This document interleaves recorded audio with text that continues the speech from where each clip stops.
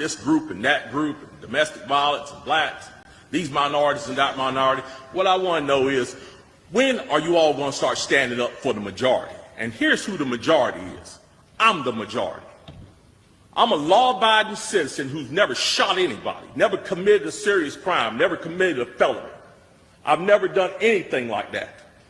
But it seems like every time we have one of these shootings, nobody wants to put the blame where it goes, which is at the shooter's feet.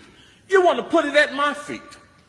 You want to turn around and restrict my right, constitutional right that's spelled out in black and white.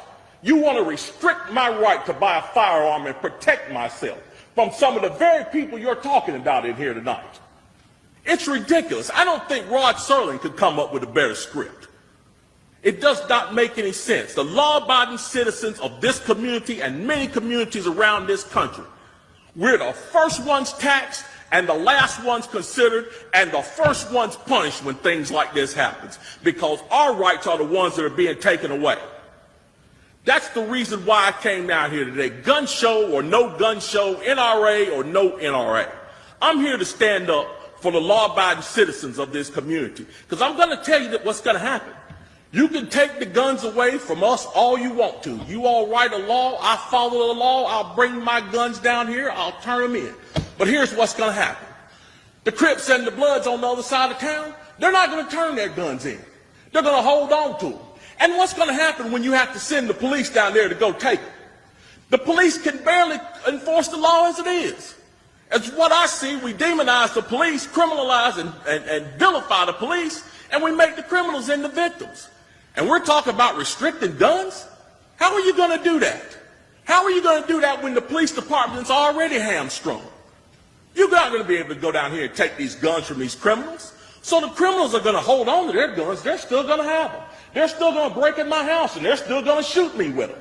And guess who's going to be the one that suffers? It's going to be me. Well, I'm here to tell you tonight, it is not going to happen without a fight. And when I say fight, I don't mean shots fired. I don't mean fist thrown. I mean I'm going to come down here to this city council and raise hell just like these loonies from the left do until you listen to the majority of the people in this city. And I am the majority.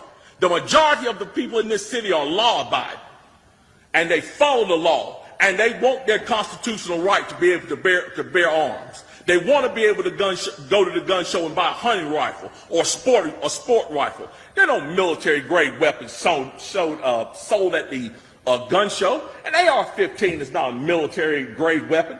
Anybody that would go into combat with an AR-15 is a fool. It's a semi-automatic .22 rifle. You'd be killed in 15 minutes in combat with that thing. So we need to dispel all these myths, and we need to drop all this division that we got going on here. Because the bottom line is, when that Second Amendment was written, whether the framers liked it or not, they wrote it for everybody. And I am everybody. And the law-abiding citizens of this city are everybody. And we want our rights, and we want to keep our rights. And by God, we're going to keep them, come hell or high water.